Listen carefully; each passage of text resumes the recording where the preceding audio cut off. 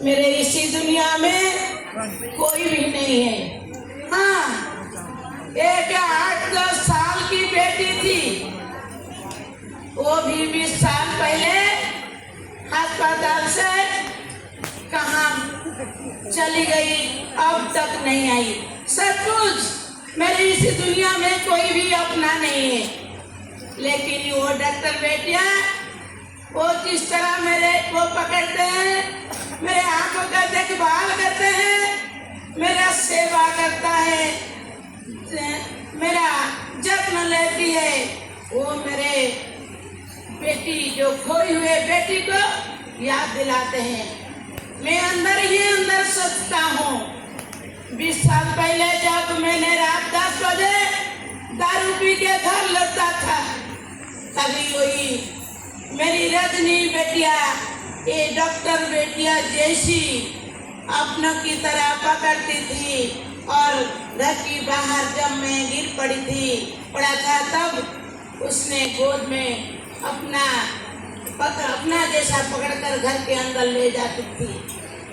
वही डॉक्टर बेटिया को सेवा में मेरे खोई हुए बेटी को मैं अंदर नजरअंदाज करती हूँ, क्योंकि मेरे को कुछ लगता है कि ये मेरी कोई अपनी ही है।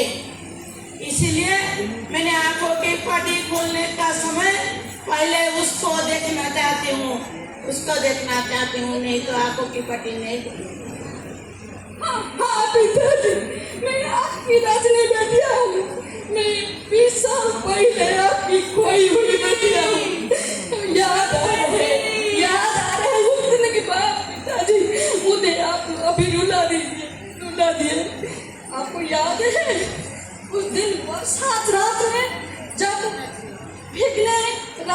दीवार भीगकर मैं सोते हुए मैं के ऊपर गिरी थी, तब मेरे मैया छटपट होकर हॉस्पिटल में एडमिट थी, और वही सफेद पोशाक वाले डॉक्टर सेविका मेरे मैया की बहुत सेवा किए थे।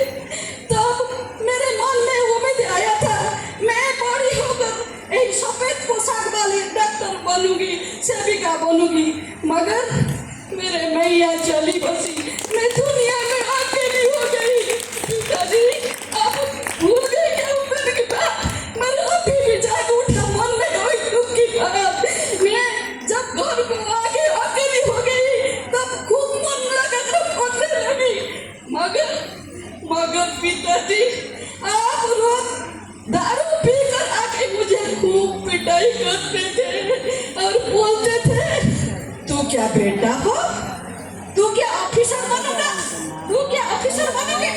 तू क्या मेरे बुढ़ाकाल में देखभाल करेगी, तू पराई घर की अमानत हो, तू बेटी हो, घर के काम कर, पढ़ना लिखना छोड़, घर के काम कर, मेरे सर की पूरे बोझा है तू। ऐसे बोलकर मुझे बहुत दुख लगता था पिताजी। अभी मैं आपकी सामने और एक बात बोलती हूँ। उस दिन की बात है, उस दिन ओडिशा की गांव पर्व राज पर्व थी। सारे महिलाएं, सारे कन्याएं, सारे खूब झूला में झूलकर बहुत मस्ती करते थे 3 दिन तक। मैं भी एक लड़की हूँ ना, मैं पड़ोस वाले रमेश चाचा के घर गई और झूला झूलने लगी, मगर मैं झूला से गिर पड़ी, मैं बेहोश थी।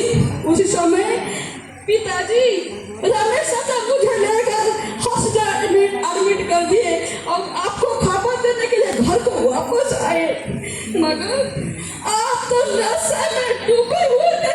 आप कहाँ याद करते बेटी, कहाँ गई?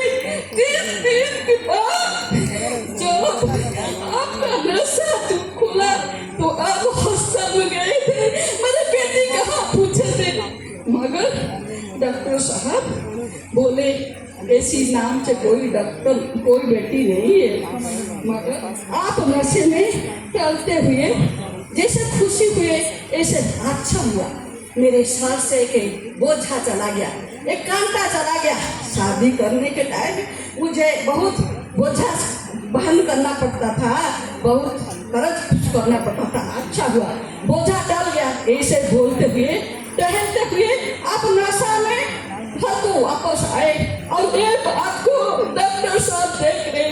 बाद में मुझे पूछे आप घर जाओगे बेटी? मैं नहीं डॉक्टर साहब, मैं आपके हाथ पैर पकड़ती हूँ, मुझे कोई भी काम दिला दीजिए, मैं आपकी इधर रह के काम करूंगी, घर को नहीं जाऊंगी। मेरे पिताजी मुझे बहुत पिटाई करेंगे काम नहीं करने से, और मैं मर जाऊंगी। साथ दया कीजिए, मैं यहाँ ही रहूंगी। सचमुच वो भगवान थे, मेरे नंद बाबा बन गए। मैं अभी आपके सामने बोलती हूँ पिताजी, वो मुझे घर को ले गए और उनको बीबी को बोले आज से मेरे घर में बेटियां बनकर रहेगी, क्योंकि कोई बाल बच्चे नहीं थे।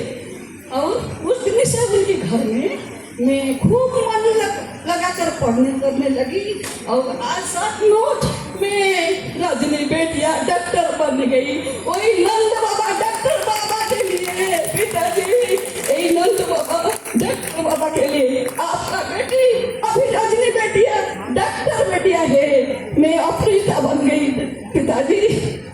हाँ मेरी बेटी, तूने मेरा डॉक्टर बेटिया है। आज मैं गर्व से सीना चढ़ा करके बोलता हूँ कि मेरे डॉक्टर बेटिया है, लेकिन लाज से शर्म से मारे जाती हूँ, अपनी को धिक्कार करती हूँ। मेरे फूल जैसा बच्ची को मैंने कहा खो दिया था, लेकिन इतने दिनों के बाद मेरे मन्नत भी पूरी हो गई। मेरे बेटी को मैंने आंखों की डॉक्टर रूप से देखा।